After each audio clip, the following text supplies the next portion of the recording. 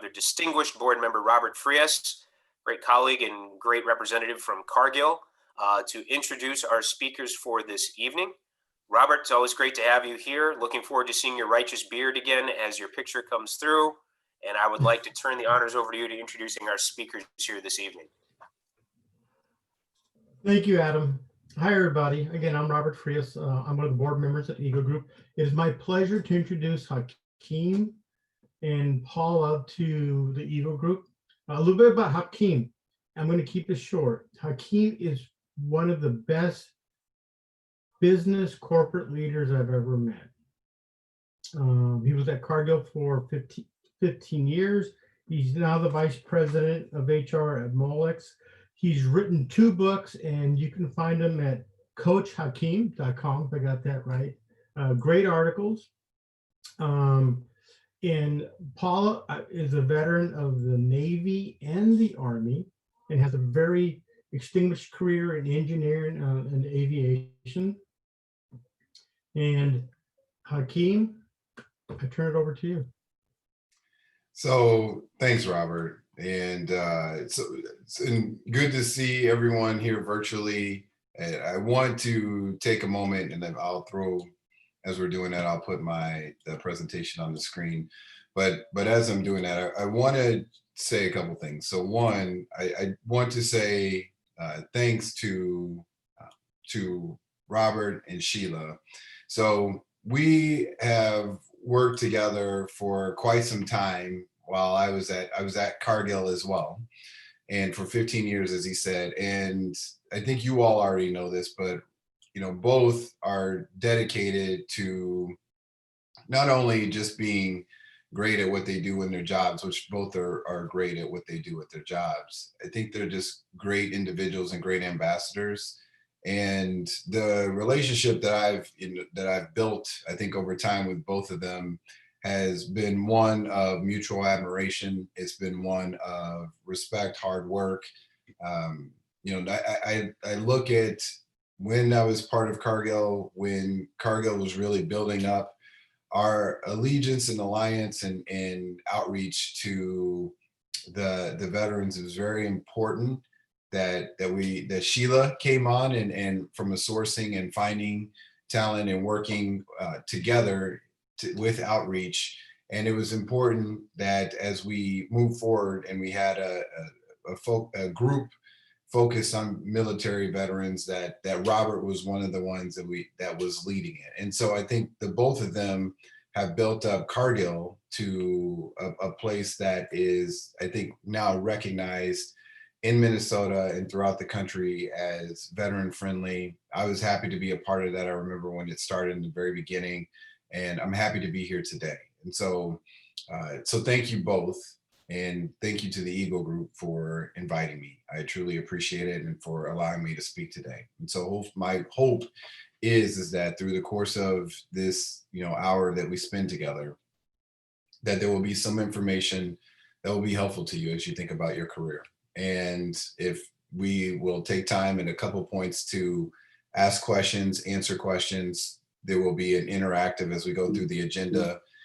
There will be an interactive Q&A with Paula and I, and then there will be another where we can ask, I would say, anyone on the panel at the end. And so what are we going to go through today? I'll give you a short background on me. I'll do a quick introduction to Paula and let her introduce herself, and then we'll do a bit of a Q&A where Paula has asked some questions, and she has also read my book, and we'll talk about that, You're Worth It. And we'll do a little bit of back and forth because I think she has some great insights, and I'll share a little bit more about that. We'll go into some other considerations. So I want to share some things that I have found to be helpful just in general, regardless of where you are in your career. It's something to be helpful. And then I thought we'd take some time at the end for a discussion. So that's the goal of today. And if obviously, if there's something that you want, as it was mentioned, Adam mentioned, put it in the Q&A, let's talk. And I think the most important thing is to if you have questions, let's talk about it. Let's figure out. I'm not saying I have all the answers, but I definitely have a point of view that we can share. So with that, a little bit about me, and I think Robert did a great job. I don't want to spend a ton of time on it, but the thing I'll tell you is that I view it as my purpose. One of the purposes in life is to truly help people. And I've been fortunate enough to have worked in some very large organizations throughout my career. I've worked at Target Corporation, I worked at Adecco Staffing, I worked at Cargill, and now work at Molex. And I've seen and worked in a lot of different divisions. I've worked in a lot of with a lot of different leaders. I've worked in a lot of different industries. I've seen hundreds of thousands of resumes. I've worked on personal development with quite a few, I would say, also say, hundreds of people. And I do view it as a personal mission, if you will, to do that. And so that's all this is going to tell you on the screen here. And that it's, for me, it's the reason why I wrote the book, and we'll talk about that in a little bit later. So, so that's a little bit about me. And I do currently live in Minnesota, and I coach basketball. For the last 18 years at the high school level, and also youth. I sit on the board of directors of basketball. I'm in University of Minnesota, program director. The point of it is it's about helping others. So that said, I want to introduce you to Paula, and I'll let Paula introduce herself a little bit. But before I do that, I just wanted to say, one of the things Adam mentioned that struck a chord with me is when he talked about relationships and how the relationship with Sheila, helped him find this opportunity and to be here today. And I think relationships matter, and sometimes they're underrated. Relationships, and I'll even share a little bit of a stat here later, but it matters not only just because we're social beings, but it truly, when you think about careers and developing and career development, it matters. Networking, building those relationships intentionally does matter. And so I was fortunate enough to connect with Paula via LinkedIn. She had read my book and talked about it and shared with me and just said, hey, here's a few insights that I don't know if you know how this would be helpful to veterans. And I think it's important, and I think you have a story to tell, and it would be worth your time and worth their time to make a translation with how your book relates and can help people transition from the military. And that was the beginning of our conversation. We've had several conversations and emails since then. And with that, I just want to let Paula introduce herself. So Paula. Thank you, Ha-Keem. So I just want to say a few thank yous first to Robert Frias. Even though I haven't met you except virtually, Ha-Keem speaks very highly of you. Sheila, who not just connection and a relationship for me, but she's connected me to people that have built my personal and professional network. To Bob Keller, who's one of the great founders of the Eagle Group, to Adam, who leads the group. I want to thank the Eagle Group. And then I really want to thank Ha-Keem, because we kind of had this conversation, and I said, I actually connected with him through a connection of mine on LinkedIn, who I went through the Minnesota Chamber Leadership Minnesota program, who is a Cargill. If he's not an executive, he's kind of I would say a sub-tier kind of director level at Cargill. And he liked Ha-Keem's book launch. And I was like, oh, let me go read this. And I looked at it and I'm like, wow, if I'd actually read this book like 16 years ago when I transitioned, this was like a really powerful tool for me. And so that kind of started a conversation with Ha-Keem and I. I don't want to go into my slide much. I have started a company this year where I'm wanting to bridge and look at navigating companies to look at how they can better transition veterans into corporate America, not just from saying we want to hire veterans, but hire, retain, and advance them. And looking at from what is the disconnect from the civilian to the military divide. I've got 25 years of experience in aerospace, defense, and engineering combined. Have a bachelor's degree in mechanical engineering. And again, as Ha-Keem said, you know, I'm a veteran of both the Army and the Navy. And ironically, I'm both a pre 9/11 and a post 9/11 veteran. So I think that makes it very,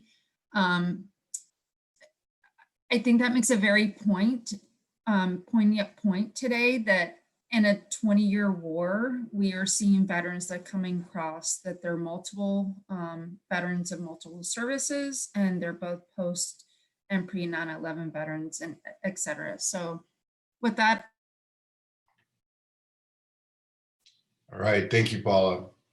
And so, and I sincerely want to say this to all of you is thank you. And you know, the very reason I'm able to be here and speak today, and that we have the liberties that we have in our country is because of the services and sacrifices that you and our veterans and the military professionals today make, continue to make, have made. Those, as Adam mentioned, that are with us and not with us, the sacrifices. My grandfather was in the military, and so to me, it can't be stated enough and said enough to you.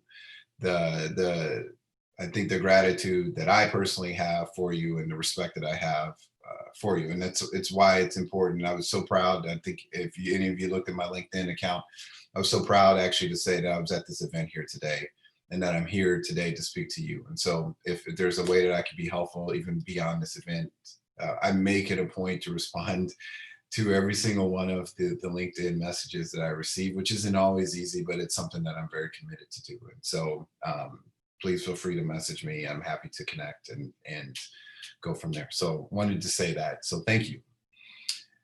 But we're here today not because of me, but we're here today because of you. And not just you, but people you know, and transitioning military veterans. And so and I don't think this is any news. I just literally you know, pulled an article. I went online, I went on Google, and I just said, hey, you know, veterans and transition to corporate America. And so you can read it. And 2/3 of new veterans said they face a difficult transition to civilian life, and that's on military.com.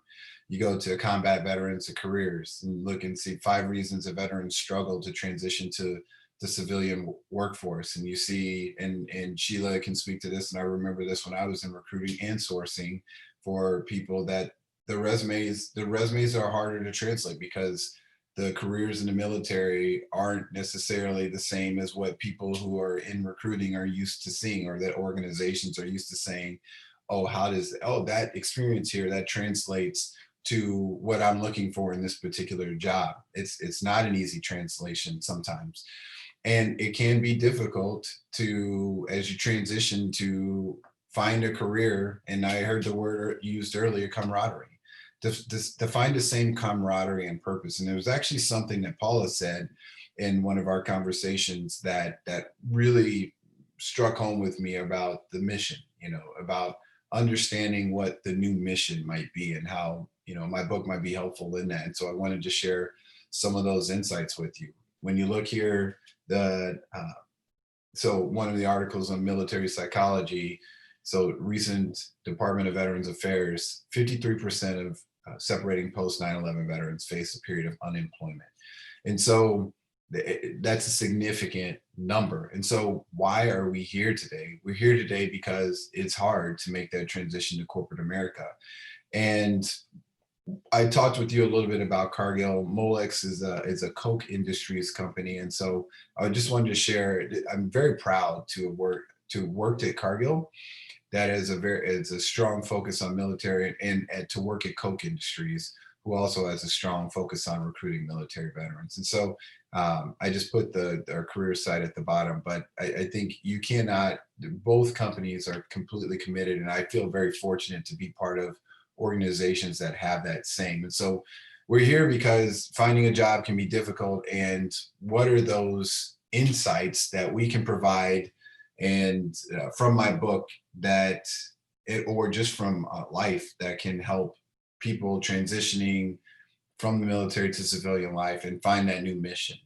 And so Robert shared that with you, and thank you, Robert, for doing that. CoachHakeem.com. What you're going to find there is you'll obviously you'll see my book, but you will also see a bunch of articles that are focused on career development, that are focused on helping you think about this earlier this week. I talked about writing your end of year review and how that can be fun. And a lot of people don't think end of year reviews are fun, but I look at it and I say it's your opportunity to tell your story. And so you'll see a bunch of articles that I've been writing. I've just started truly writing a blog since April of this year, and you'll start to see some of the themes, but hopefully that's helpful as well.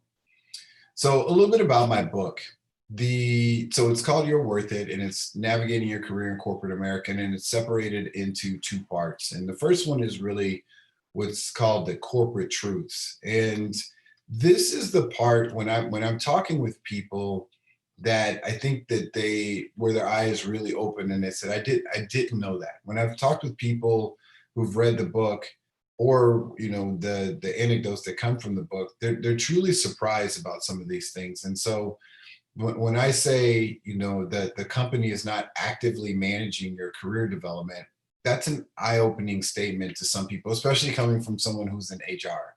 That's not what people expect to hear. But the reality of it is that it's a very difficult task to do. And if you think about, and so the average, I think, Fortune 1000 company, has over, I would say, 35,000 employees. And so if you think about those employees and trying to get to where they want to go in their career at the time they want to do it, with the number of positions and flattening organizations, it becomes a very difficult affair. It's actually quite hard to do. And so that isn't to say that companies aren't focused on career development. They in fact are, but it's very hard to actively manage it, especially on your timeline. So what does that mean? For you, I think that means that you have to own your career development. And that's why I wrote the book, You're Worth It. So you can think of ways of owning your career development, and I could share some of those insights with you. The next half of the book is really called the Worth It Insights. And those are I would say, more self-reflections. And so the corporate truths are, if you're running a race, it's the type of race that you're running. It tells you the landscape. It tells you, if you're going to be running uphill, downhill. It gives you that idea on the field that you're playing on. The Worth It Insights is how you're going to train for that race. It's about internal reflection. It's about looking at understanding, as you look at Worth It Insight number 4, understanding your why, knowing what your career market worth is. And I think that sometimes that's probably one of the biggest challenges that people have, is when I ask you, hey, what is your market worth? One of the first things people say to me is, well, whatever the value of my job is. And that could be true, but generally speaking, I find that it's often not. But in order to understand your market worth, you have to understand the market, and you have to understand how the market works. And for you to understand your worth, sometimes that means you have to test the market. And that's an uncomfortable proposition sometimes because of loyalty, or because we hope that the company is managing our career. We all hope that. But the reality of it is that it really rests with you in terms of where you want to go. And so when you think about the Worth It Insights, when you think about the corporate truths, those two parts of the book really form if you put it together, a path for you to move forward and own your career. And so we're going to transition now to a few questions from Paula and I, and then we'll pause after that if there are any questions after Paula and I talk a little bit. But Paula gave me some really good insights and had some great questions for me, and that we can go back and forth. So we'll go on script and then maybe a little bit off script, but not too far off script to ask some questions. I want to answer that. And then obviously if you have some questions, we'll take a moment after her and I go back and forth, and we'll go from there. And so Paula, I will transition to the first question. So if you want to. Thanks, Ha-Keem. So the first question I had for Ha-Keem, so when I was reading the book, so I kind of skimmed the audiobook, and I'm not a big audiobook person. I'm more a physical book person, I kind of admit. And so on page 18 in your corporate truth number 1, you say, literally, a company will always do what's best for itself. But then you go on to say in the first sentence, this corporate truth can be a tough pill to swallow, so to speak. So my question to you and how you can help the veterans in the audience today is, what is that magic pill or prescription as an employee? Okay, so this corporate truth, in terms of the company will always do what's best for itself, and I describe it in the book, and you can, and I go into a little bit more detail, but I describe being in a relationship, and so all of us, I think, in one way, shape, or form, can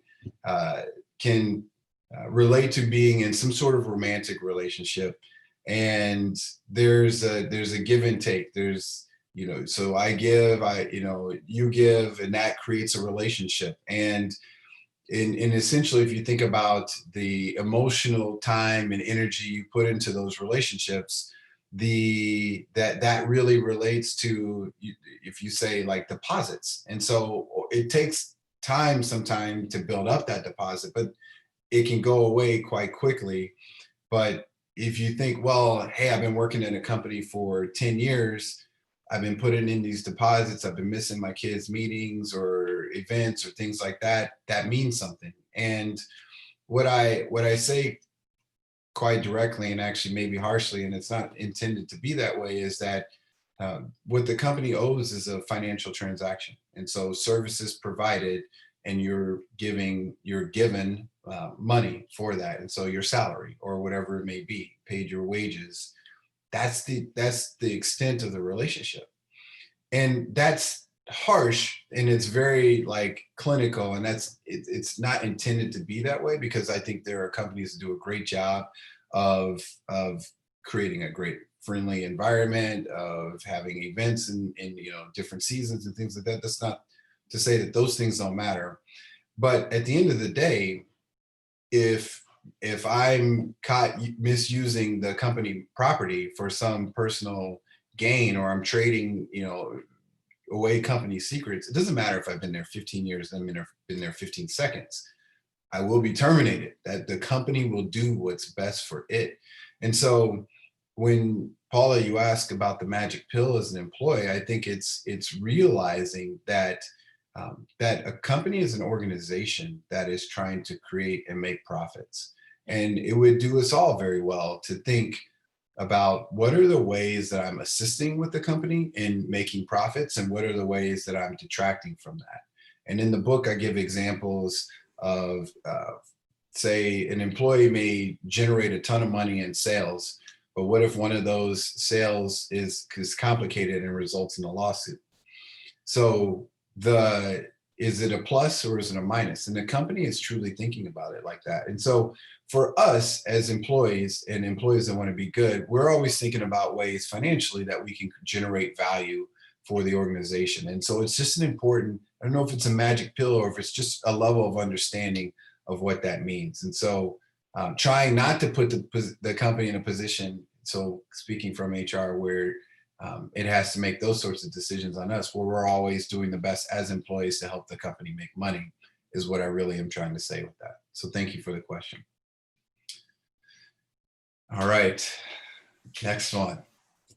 And so that's great. And so I just kind of want to piggyback on, I think it's important to kind of translate. And again, this is, I think, one of the resonating conversations that we had is, in the military, we're trained to complete a mission. And I think the translation in America is that the mission is financials. So I hope that we kind of dig deeper into that, and I know we will kind of later on. So the second question I have, you say, in short, even though a company will always do what's best for itself, you're still in control of your career. The sooner you realize that, the sooner you can start to act accordingly. I personally thought this was insightful, and I would love for you to give some specifics or some specific examples or advice as to how you can explain this in depth. Yeah. So again, I appreciate the perspective. And one of the things I would say is, corporations, and being in HR, I can say this quite clearly, corporations do spend time on career development. That's a fact. And so we spend quite a bit of time. And I think I remember reading an article from Gartner that statistically said that something to the tune of supervisors spend about 11% of their time on development for their employees on average. And so, be that right or wrong, I think the idea being is that companies spend time on career development. But it's important to realize that, as I talked about, the average Fortune 500 or Fortune 1000 company having about 35,000 employees, well, you're trying to manage the careers of that many individuals at the time that they want their career development. And you have people staying in position longer, which is making organizations becoming flatter. And so what used to look like a career ladder is now looking like career lateral moves. And so as you think about that, one of the things that becomes difficult is you used to think about a hierarchy that I could achieve. And now, how do you define what career development looks like? And that's the challenge organizations face. And so now, as leaders, we're looking to say, okay, now what are the capabilities that this person can get and where can they get it? And you're trying to think about that for as many employees as you can, realizing that there's only a finite amount of time that you can do it for that many employees. And so while the company is thinking about financials and is thinking about your career, the reality of it is that you would do well, all of us would do well to think about our career on where we want to go. And one exercise that I tend to do with people is really to say, where are you today and where do you want to be tomorrow? Just that simple. And a lot of times we're so caught up in, and I do this myself, we're so caught up in what happens every day, and we're so busy, and we are busy trying to make the company money, that we forget to take that step back and think about, where do I want to go with my career tomorrow? And when you start to do that and work backwards, that's a step towards taking control of your career. Because what you start to do is say, well, here I am today, here's where I want to be tomorrow. What is the gap between that? And when you start to understand that gap and the capabilities and skills that you need, then you can start to take control of your career and what skills you need. And you can start to decide, okay, here's my next opportunity at the company. That's helping me with this one of these areas of my gap. That's a good thing. Or it's not. Am I okay with that? Is it giving me another skill set that would help me do something that maybe I didn't think about, which is also okay, because sometimes the best opportunities are the ones we never saw coming. So, but it's important to reflect, where do you want to go? And it doesn't have to be the exact state, but just generally speaking, where do you want to go? And what is the gap between that skill set? And are the opportunities that you're getting closing that gap? And the act of doing that starts to allow you to take control of your career. And that's what I mean by that. And so in a corporate environment, you're able to still take control of your career. So thank you for that, Paula. Any reflection or feedback on that?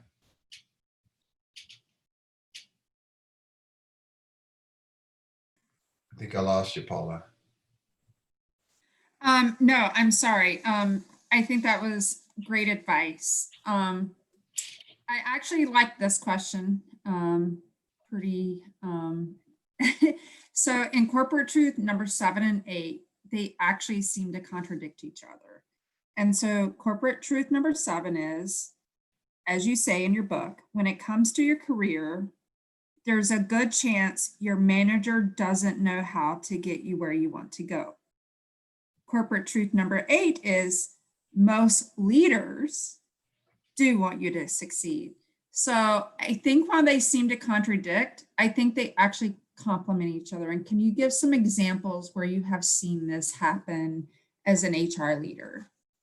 Yeah, it's good, and I can see, and I'm glad you wrote it this way, in terms of the managers are one of the things I think are good is what you're seeing a lot today in managers is managers who are player coaches. And so I know it from a basketball term from the Boston Celtics, way back in the day, you had players that were actually on the floor coaching and or also playing. And the term player coach has applications in the corporate America as managers who are also doers. And a lot of managers who have been promoted into being managers were successful. And I've seen it time and again where you have the successful sales individual who is great at building sales and getting accounts, that is promoted to manager because that's the next logical step in their career. And they're asked to be a manager and they're miserable. And it's not what they want to do. But it's what they see is climbing the ladder and the way that they're going to move forward. And the reality of it is that managers are trying to figure it out just like we are. And sometimes if you think about it, a manager is thinking about what their next step is. And really good managers, if they're developing you, may actually be giving you part of their responsibilities, which for them, the role of a manager, it's a great thing if they can do that. But sometimes, and I can think there's several situations that say I'm in finance and I want to go into sales. Well, your manager knows finance and accounting and isn't in sales. And so it's a really tough transition to get you where you want to go. Say your manager, say you want to be 2 levels beyond where your manager is. Well, that's what your manager wants too. And they're trying to figure out how to get there. It's not with malice that they don't know how to get you where you want to go. It's just that there's a good chance they may not, depending on what you want to do. It may not align exactly with what they want to do or where their career path has gone. Where it's perfect and where those relationships are really good is where you want to go is exactly where your manager has been. That's when that relationship has, then generally your manager can provide a good overview as to what that looks like. But outside of that, there's so many career paths to getting to where your manager is or where other leaders are, that it becomes difficult as we think about your specific situation where you want to go. And so there's a good chance they don't always know how to get you there. But what I've seen time and again, and I mean, I've seen this so often, is that managers will do whatever it takes to try and get you and help you be successful. Because if you think about the goal, and we take it back to the goal of an organization is to drive profit and make money, well, it's in their best interest that you succeed. It's in the company's best interest that you succeed.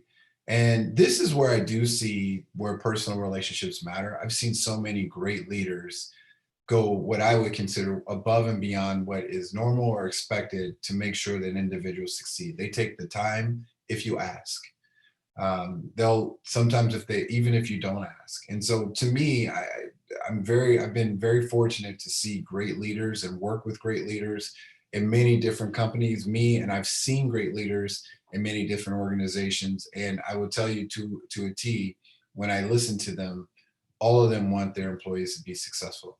And so that looks different for everyone. And so while it may look contradictory, manager may not know where to go. Pretty much every leader I've seen wants you to succeed. And that's, to me, that's always been a great feeling. So thank you for that question.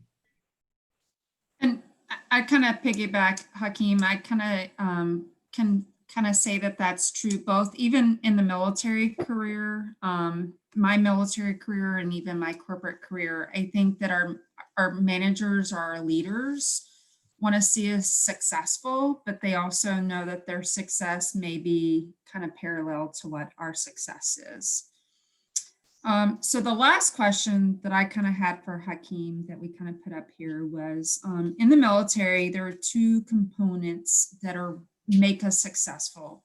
One is teamwork and one is the mission. And those things look very different in corporate America compared to the military life, which is teamwork is how you, in the military, teamwork is we succeeded as a team. It's not about it's about we. And our mission is, let's have a successful mission. Even if we failed, we have after action reviews.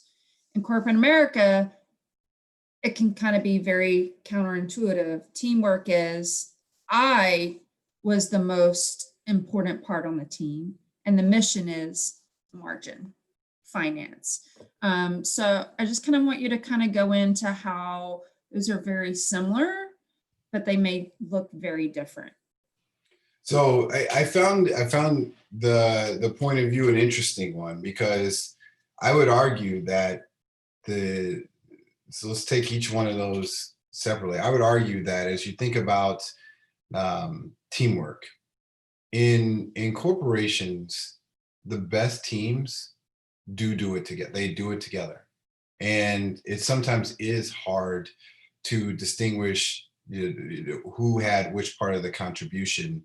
But where I've seen the best teams and the best results are when the teams do come together, and it's hard to distinguish who is part. But generally speaking, there's someone leading that. And generally speaking, we all have a role in it. And one of the hardest things that I've seen, and this is where I think it's a little nuanced point, is when you're interviewing, and I have interviewed, and I think many of you have probably interviewed for positions, and I've interviewed quite a few people, both civilian and military. One of the harder aspects from a military perspective that I've seen is taking credit for your role, your part in it, because you truly view it as, and it is a team effort on whatever accomplishment you were able to make.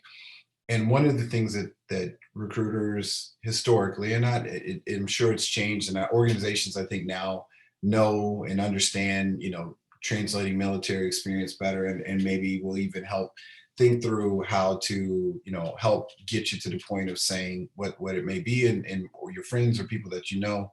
But it's hard to say, hey, I did this because we did this as a team. But I do think it's important, not only as you think about interviewing, but as you think about career development, to say my role as a part of this team was this. And so it was still a team effort, but very important to share how you were contributing to that and what role you played, so that whoever it is that's interviewing or assessing your performance can take a step back and see your contribution. And as you think about the mission, and I thought it was interesting that you called it a mission, but it was a paradigm shift for me in thinking about the mission of an organization truly is to make profit, and hopefully, good profit, and done, ethically, and that's what we all hope.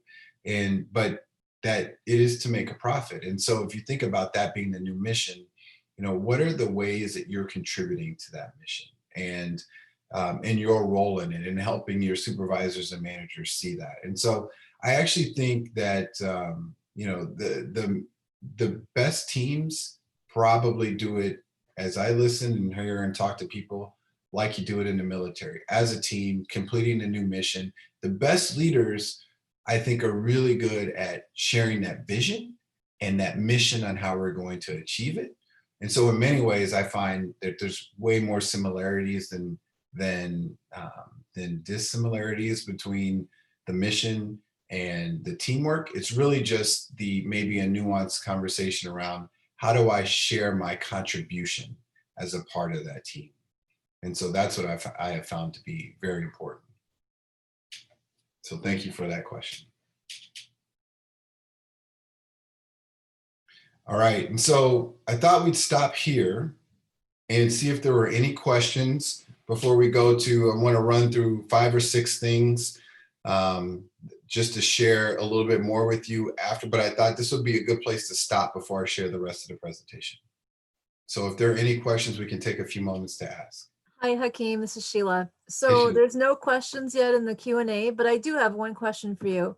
One of the things that you see in the literature about veteran transition, the challenges we face, is we often end up getting underemployed. So we try to get in when we fit, and we just keep banging on the door and getting rejected. So we're like, okay, we'll go down a step or two, get our foot in to the company, and then move up from there. But, talking about your career advancement piece, how do you advise veterans to regain what they've lost once they get into an organization? How do they communicate that with their manager? How do they network internally to get that advancement back to where their skills are being used properly? So that's a tricky one, Sheila, and I'll say it for a few reasons. So underemployment and trying to get back what was lost, I truly view those as a mindset. And I'll give you an example. And you can think what you want, and you can see if it parallels the question or not. But, when I graduated from college, so I was fortunate enough to have played basketball, and I graduated. I still had one more year of basketball left. And so I started to get my master's. When I completed playing basketball, I finished my master's in 2 years, and then I moved to Minnesota. So I was in Iowa, I moved to Minnesota, and I was staying with friends, and I personally actually couldn't find a job. It took me, I was for 6 months with a master's degree, I was an office admin, and which literally meant I was stapling papers. I was this was right around the time of Y2K. I was, passing papers here. I was underemployed with the master's degree and an undergraduate degree. I was an office admin, and that's what I needed to do. And I think early on, I did have that mindset of I need to get it back, like for whatever time period it was, I needed to get that back. But what ended up happening to me is I hit a moment in my life where I was at a crossroads about where I wanted to be in my career and what I wanted to accomplish. And what I realized was that it was way more important to focus on what I was passionate about and good at than to try and get what I had lost. And trying to get what I lost actually had me hitting dead ends. And it wasn't that I wasn't successful, however you define that. It was more that I wasn't, I probably wasn't leveraging my best skills and capabilities, trying to chase something else that wasn't what I was passionate about. And so I would say it's a very cautious place to try and get back what's perceived to have lost. Where you start is where you start. And what you do with that after, that's what matters to me. And so, and I have found that people are most successful when they leverage their skills, what they do naturally well. And if you focus on that, try and find the career path and put yourself in position in jobs and opportunities and situations that will allow you to leverage what you do very well. And my experience and what I've seen from many other people is that tends to catch you up, because if it's not the goal isn't catching up. The goal is to leverage what you do really well. But by doing so, you ended up being way more successful than you were trying to chase these goals. So that's how I'd answer that.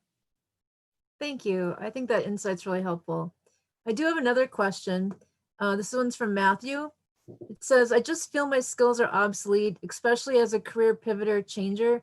My military history is over 5 years old. As a National Guardsman coming in as a career changer, all my civilian skills are also irrelevant. Team skills developed over 10 years old. So my interview examples all must seem stale. I can't get past the interview. Okay. So I think to me, I find that's a real situation. And I've seen it from people. And I think the challenge on this one is, and this is where networking really matters. I've had people come to me, and I will honestly tell you, and I've said to them, I say it nicely, but I think the fact of it is that they look at their skills and their backgrounds, and they have a hard time translating that because of the exact same things I think you mentioned, as maybe it feels outdated. But I thoroughly believe this. And so I think it takes practice. I think it takes people to challenge you. I think it takes creative ways of thinking about it. But you can almost take any situation and spin it in a way that will show the best. And sometimes it's a hard thing to do. And I'm going to come up with an example right now. And I haven't thought about this, but I like the question. And so what if the best experience I have, and I want a job in HR, human resources, as a recruiter, and but the best experience I have is let's say I worked at McDonald's, and there's nothing wrong with working at McDonald's, but that's the experience I have that I want to be a recruiter. And so I've been doing that for the last 5 years, and I want to sell that to a recruiter. Well, you could say, well, hey, Ha-Keem, tell me what experiences and skills are relevant for this recruiting position. And I could say, well, you know, well, I don't know that I have those skills necessarily as a recruiter, so it's hard for me to answer that question. And I think people would answer like that because they feel that they're being truthful. Or I could say, every day I get a chance to talk to people. Hundreds of people come in line. I ask them how their day is going. I ask them, and I learn a little bit about what's happening in the industry. And from talking with them, I learn, hey, the unemployment's high right now. I learned that finding a job is difficult. I've made some great connections and I've reached out to them. I've learned the value of networking. I've learned the value of connecting with people. I feel that, my experience within McDonald's has allowed me to connect with individuals. And my point being is that you can take your story, even if it's 5 years old. I don't care if it's 5 or 10 years old. And I think this is a parallel as an example that moms who have had children face, right? And that their skills are obsolete and they have the same challenge. Is how do you frame that discussion in a way that feels relevant to the interviewer? And so what I would honestly say in this scenario is find a recruiter friend or a friend in HR and have them ask you questions until you feel comfortable that no matter what the situation is, you can try and make it relevant to the question that they're asking, regardless of what your experience has been. And that's not a perfect answer. I realize that. And it sounds like, that getting past the interview is tough. This is one I do think takes practice. And especially if that's where you're getting caught, that this is one where find those one or two, network, get those people to ask those questions to you until you feel very comfortable regardless of that situation. But it's real. I believe you 100%. I know it's tough. And the other thing I would tell you is that if you can, there's courses now that you can do online, so much that you can do online that, and I know through different veteran group and things like that, that some of them can be free. Some of them you have to pay a little bit of money like Coursera, but there's others where you can get online. There's LinkedIn Learning, all these things that you can speak to efforts that you're making towards getting the skills and capabilities that will be relevant for that position. And that may make it easier for you to answer that question as well. Thanks, Ha-Keem. Thank you. Thanks for the question. No other questions right now, so you can continue. Okay, so we'll fly through it, not in a hurry, but I just want to share some highlights with you here, and then we'll open it up at the end here. And so what are some other things, other considerations that you can think of as you're transitioning or know people that want to transition or thinking about your career in corporate America? So one, I like the Joker, and this is one of my favorite movies, but COVID-19 has changed everything. And so it's changed some things for a very difficult way in terms of relationships and connecting with people. And I heard Adam mention the point earlier about, one of the things, he's a very much a people person. He likes being around people. I'm the same. And so this is a difficult time period, not being able to connect with people. And there is something about, connecting with people when you're sitting in front of someone, you get a much better feel of who they are, what their intentions are, versus if I'm reading a tweet or, not, or even talking virtually through a camera. It's really hard for me to read the room because I honestly, I can't see you. And so, I have to, in my mind, make up what, how you're reacting to what we're saying. But if I were in the room with you, I could read that and I could maybe call someone out, or we could, develop a rapport. And so COVID's changed that. And it's also changed the way that interviews happen. And some of that's good because now you can do things that you couldn't do before, right? So now people have the ability to work from home. You have the option now of being able to, I'm in Minnesota today, but I could take a job in North Carolina now, virtually, as long as the opportunity allowed for that. And I think more and more organizations are seeing that as a real possibility. And so while there's very much some challenges with COVID, I think there's some great opportunities as well. And the question about interviewing is a really good one, because as you think about that, the way that you interview And I'll give you a tip right now. There's something that I think about when I interview people. And so many of you have your backgrounds, but controlling your background, what people can and can't see, is important. You know, it's during, you know, if you're on a call normally, it's not, it doesn't matter if there's, you know, a dog or a ball rolling across the back, or if your room isn't clean or wherever that may be. But on an interview, it does still. And the other thing I would tell you is that one of the hardest things to do that I really try and do is when I'm trying to make a point when in an interview, I look directly at the camera. And because it's a way of making a connection, so that it feels like, and I am for all intents and purposes, looking directly at you. And so getting comfortable to the point where you can answer a question, look in the camera, and the person feels like he is speaking to me or she is speaking to me is a tip. But this is what the world has brought to us with COVID. And so be prepared for the pluses and be the minuses, and be able to adapt to whatever that situation is. And so I think just calling out, just acknowledging the world is different with COVID, and that we can do things different. And there are many pluses that we can do, but you have to adjust to that, I think, is an important point. Asking for help. And this, to me personally, I'd say is one of the hardest things to think about and to do, because when do you do it? And in my book, I give an example of there's a show called Who Wants to Be a Millionaire? And it was, when I grew up, it was a pretty popular show. But whenever there was a really tough question, you'd phone a friend. And you'd phone a friend, and the person who knew all the answers to everything, and then you'd ask them the question and they would answer it and you'd get it. And, you know, you're off to another way to getting almost $1 million, right? But in real life, it's not that easy sometimes to know when you need to ask for help, or who's the friend you're supposed to phone. And what ends up happening is sometimes we think, well, I don't need help. And my personal example of this, and I wouldn't say I'm proud of it, but it didn't happen that long ago. So I'm really not proud of it, but it's the truth, which is there was something on our roof, and I think my son had shot like a bow and arrow up there, and I thought I'll go get it. And so I grabbed the ladder. The ladder was halfway to the roof, and I'm, you know, a little over 6 feet tall. So I thought I can jump up on the roof from this ladder that isn't quite there.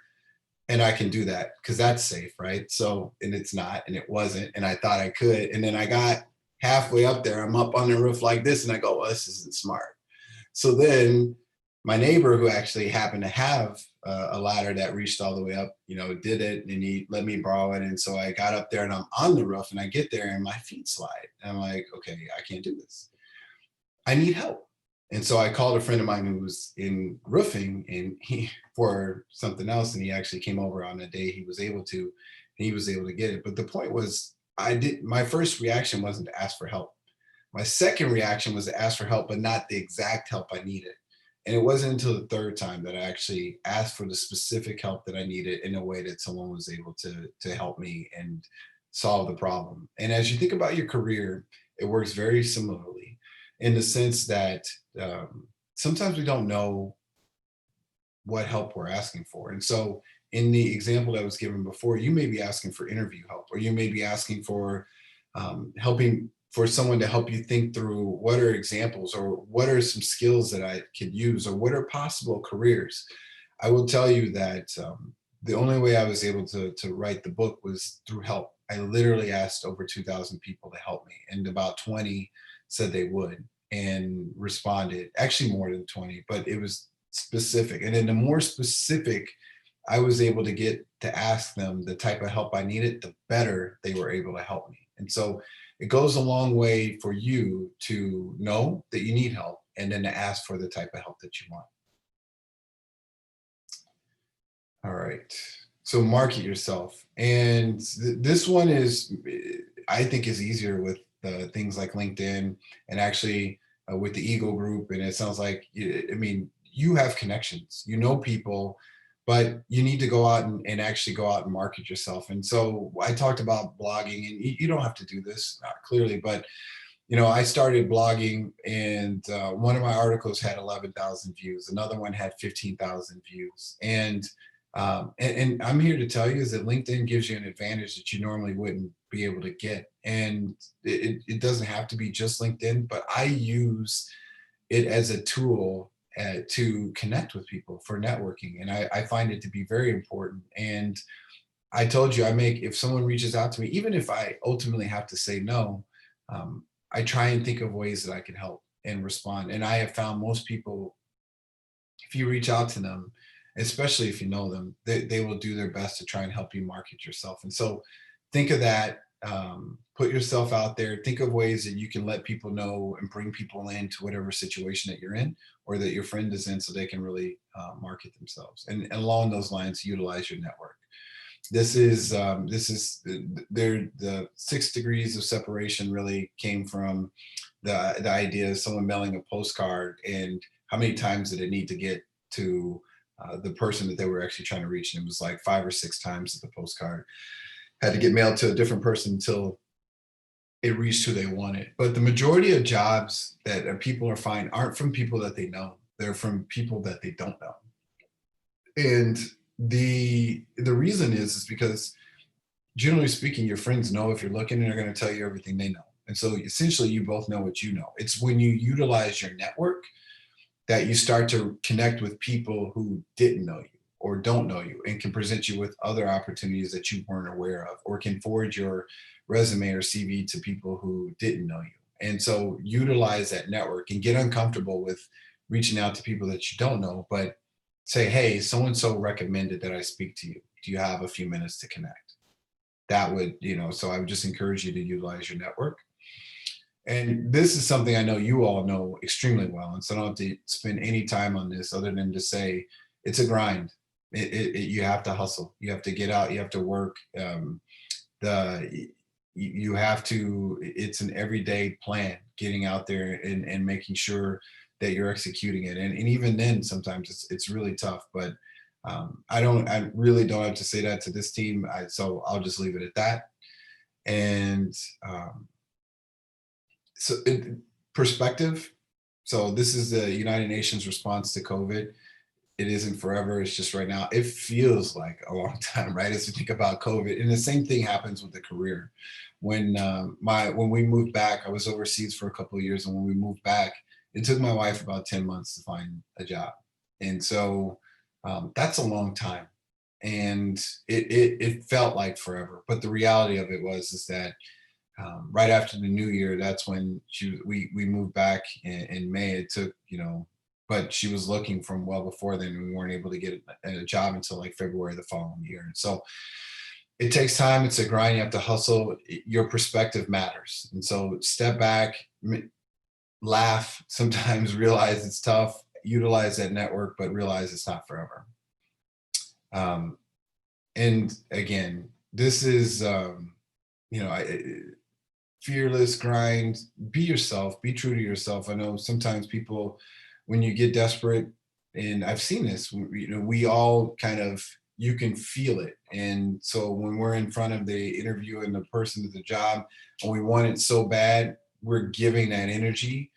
And the recruiters, or whoever it is, the managers, they feel it too. They know we want it. But I would say breathe, take a step back, and just be yourself, regardless of who that is. The pressure sometimes we put on those situations is the one we put on ourselves.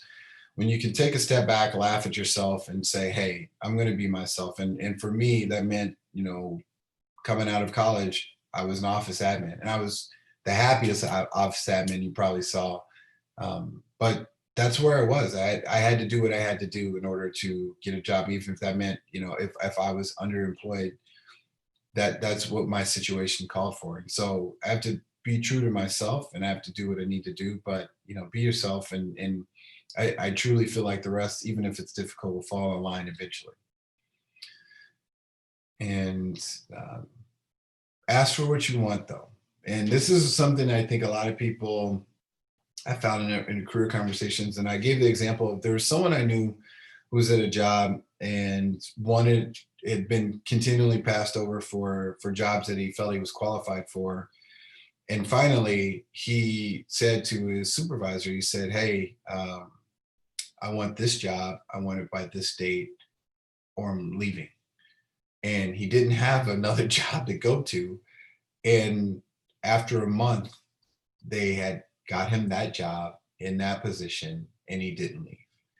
I was amazed. It's not something I would recommend you do. Like, have a backup plan is generally my feedback. But the point was, he asked for what he wanted. So he understood his market. He understood the worth that he had in the market, and he was prepared to ask for what he wanted, and he got what he wanted. And so don't be afraid to ask for what you want. Realize there may be consequences to that, but the reality of it, if you don't ask for what you want, it's really hard for sometimes people to guess that. And even your manager sometimes, going back to the earlier point, a manager may not know. They may not know because you haven't told them.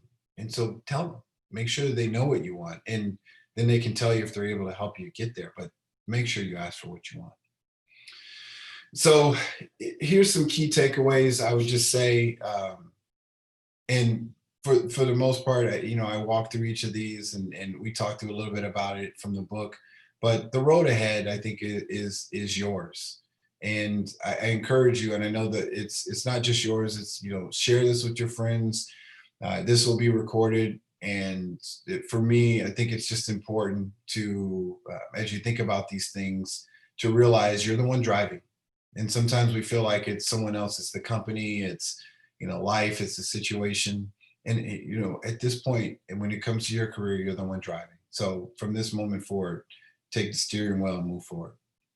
So with that, I want to say thank you. I appreciate the time listening to me talk a little bit today. And certainly I want to take a moment to, if you have questions, let's chat.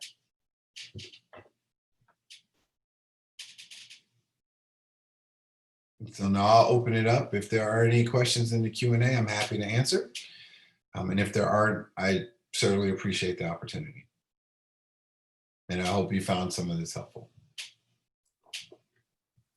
Ha-Keem, this is Adam. While we're waiting for anyone to maybe throw in some questions, I want to say thank you very, very much to you and Paul. This really, really was great. And in particular, just if there are three things I just wanted to say that really, I think it was all very impactful, but I think the ones that really hit for me most are some things that you touched on, some really important things that we've tried to touch on here too, which is one, the part for asking for help. And I don't know if this has come across for you or not, but that is particularly difficult for this audience.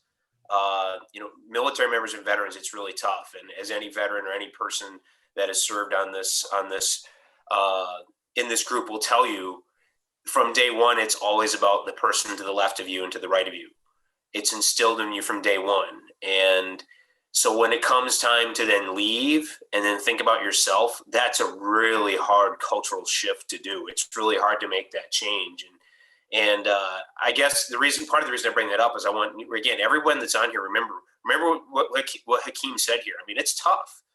It's not easy for us to ask for help at all. But remember, he talked about asking once, 2, 3 times. If that's what it takes, that's fine. But don't be afraid. Don't be afraid to talk to your fellow brothers and sisters, whatever, to ask them for assistance, help, because chances are they've walked in the same kind of shoes or had the same problem that you have. Certainly, I've been there. I tell everybody all the time, I made all the mistakes you can make in my last transition between jobs, and that's why Eagle Group helped me so much. The other part is where Ha-Keem was talking about the grind and hustle. You definitely don't need to worry about it here, but again, think about you're back at boot camp or OCS, right? Officer Candidate School. It's just the bottom line is just don't quit. You got to pick yourself up every time. I got knocked down so many times. There's so many people on this call that have been knocked down tons of times, but the thing that they can control is they pick themselves up. They just wouldn't let themselves get beat. You just got to do that. And again, it's again also like boot camp or OCS, right? Again, this isn't forever. While you're in it, it seems like it's going to be forever. You think you're never going to get out of boot camp or OCS, but it's going to end at some point. And I just want to thank you for bringing up those points, Ha-Keem. That's really great, because I think those are some things that just absolutely resonate.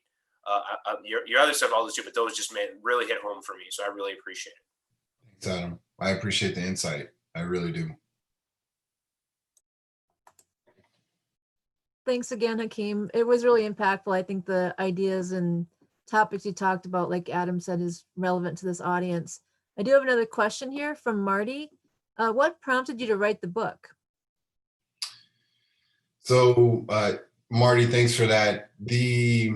one of the things that I feel fortunate that I get a chance to do is I try and make myself available to have conversations with people when it comes to their careers. And um, as I was having more and more of those conversations, I realized that I would say things to individuals and they would write them down. And I'm like, well, what are you writing down? Like, I'm just talking. Like, why are you writing down what I'm saying? And the feedback was, and after a while, I started to ask, why are you writing it down? It's because no one, and the feedback that I was given was, no one's telling us this. No one is giving me this information. No one's taking the time to share, to pull back the curtain, if you will, and share the insights on organizations. And we're not given that information going into it. And so this is new to me. This is new information. I haven't received it, and I find it valuable. And so from that moment on, I started to write myself the things that resonated with people when it came to their career. And over time, I started to reflect on what those were. And I just said, it doesn't matter. I really didn't care. And I don't actually care how well the book does. I just want to get it in the hands of people that need it and want it. And so it was important, but you can't get it if it's just all in your head. You have to put it out there and you have to write it. And this part was uncomfortable for me. I've written all my life. I've never written a book and tried to have it published and then tried to market it and do those things. That's very uncomfortable. I would tell you, very uncomfortable for me, because it's putting yourself out there in a way. And generally speaking, I'm a private person, but I think the point of what the content was and what people found valuable was more important than even my own comfort level. And so that's why I wrote it. That's why I continued to promote it, even though that's probably, marketing isn't, I wouldn't say, my natural strength, but something that can be fun if I don't take myself too seriously. But the point of it isn't about me. It's about trying to make sure people get that information to help them in their career. And that's why I wrote it. So thanks for your question. Thanks, Ha-Keem. And just as a little feedback, I already got an email from one of the attendees tonight who said thank you, and they already went on Amazon and bought the book. So I think that you're writing the book and sharing your thoughts and insights and expertise is really helpful to people like transitioning veterans and others that are in that job search. So thank you. I do have another question. The person wrote, I'm curious about the fact that HR/recruiters and hiring managers are taking and sharing notes and scoring candidates, yet how come that feedback isn't shared with the candidates post-interview? Is that one of the cases where the company must serve itself?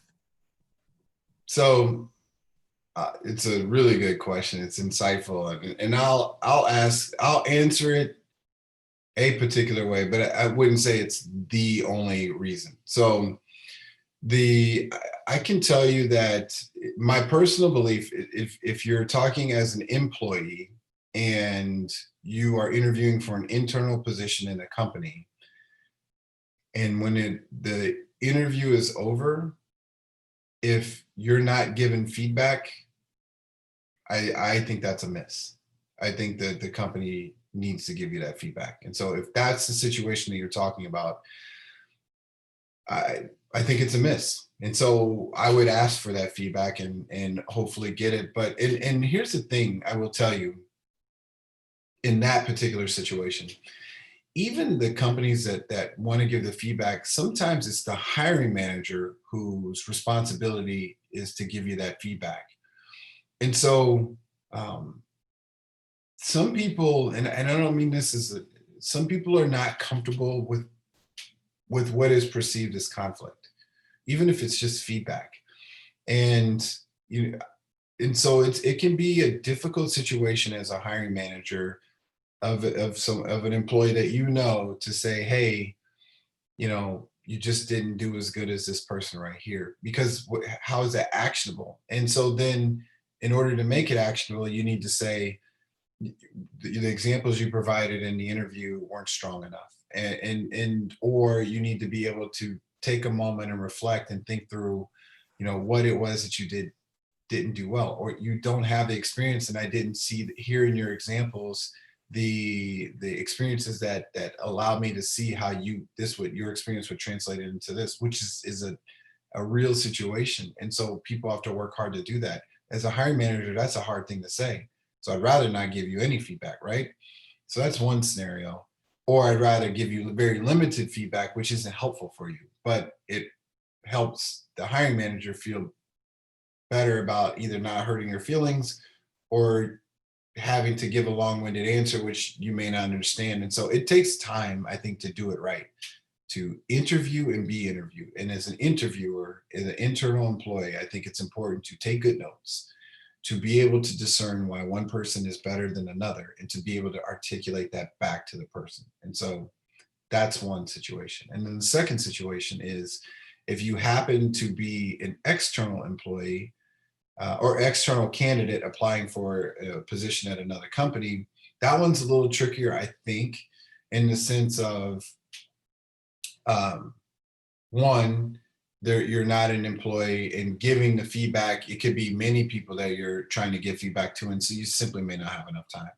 Or it could be a situation where you may feel that the feedback isn't fair if it is given, and so maybe that opens the company up to situations that are back and forth, and that isn't in the company's best interest if it ends up being a financial situation or legal or whatever that may be. And so sometimes the company's best recourse on that is just say, hey, we don't provide feedback to external employees, so other than to say you didn't get the opportunity. And that's the cleanest way of doing that, even though that doesn't actually help you if you happen to be that individual. And so that's how I'd answer that. And I'm not saying that it's the best, but I will say this.